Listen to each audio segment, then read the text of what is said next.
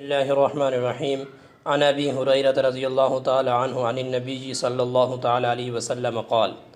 کان تاجر یداین الناس فاذا رأى معسرا قال لفتیانہ تجاوزوا عنہ لعل اللہ ان یتجاوز عنا فتجاوز اللہ عنہ رواہ البخاری۔ نبی کریم صلی اللہ تعالی علیہ وسلم نے ایک تاجر کا واقعہ بیان کرتے ہوئے ارشاد فرمایا کہ وہ لوگوں کو قرض دیا کرتا تھا۔ جب کسی غریب تنگ دست کو دیکھتا کہ یہ ان کے پیسے واپس نہیں کر سکتا تو پھر اپنے غلاموں کو، منشیوں کو کہہ دیتا کہ اس سے درگزر کرو،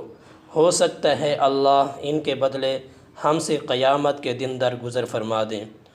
تو حضور صلی اللہ علیہ وسلم نے ارشاد فرمایا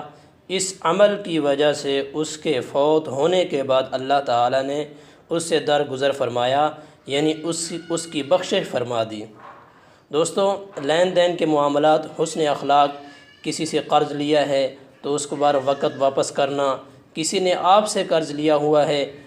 اور آپ کو لگتا ہے یار وہ واپس نہیں کر پا رہا، اس کے لیے مشکل ہے، آپ اس کو مہلت دے دیتے یا اس کو معاف کر دیتے ہیں، اس کے بے حد فضائل بیان کیے گئے ہیں۔ اگر آپ نے کسی سے قرض لیا ہے اس کو جلدی واپس کرنے کی ترغیب دی گئی ہے۔ شریعت نے اس پر تفصیلی بحث کیا ہے، ہم بھی اس پر کچھ دن بات کریں گے تفصیل سے۔ آج کے درس میں آپ غور کیجئے، ایک آدمی نے لوگوں یعنی تنگ دست لوگوں کے ساتھ اچھائی والا معاملہ کیا، اس یقین کے ساتھ کہ اللہ تعالیٰ میرے ساتھ اس کے بدلے اچھائی والا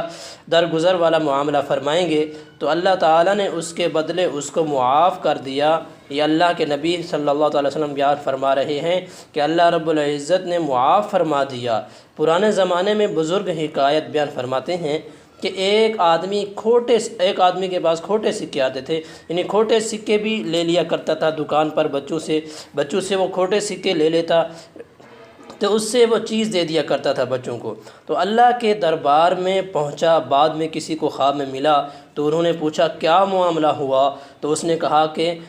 میرے بندوں کے ساتھ اللہ تعالیٰ نے یہ ارشاد فرمایا کہ تو میرے بندوں کے ساتھ بندوں کے کھوٹے روپے اور کھوٹے قبول کر لیا کرتا تھا، آج میں رب العالمین تیرے کھوٹے عمل بھی قبول کرتا ہوں، تیرے کھرے عمل کو بھی میں قبول کروں گا۔ تو دوستو، لوگوں کے ساتھ اچھائی کا معاملہ کرنا، کسی جگہ کوئی تنگ دست ہے آپ اس کی مدد کر سکتے ہیں یا آپ اس کو معاف کر دیتے ہیں، اس کو مہلت دے دیتے ہیں تو ضرور دینا، اس یقین کے ساتھ کہ اس کے بدلے اللہ تعالیٰ میرے ساتھ درستگی کا، اچھائی کا اور بہتری کا معاملہ فرمائیں گے۔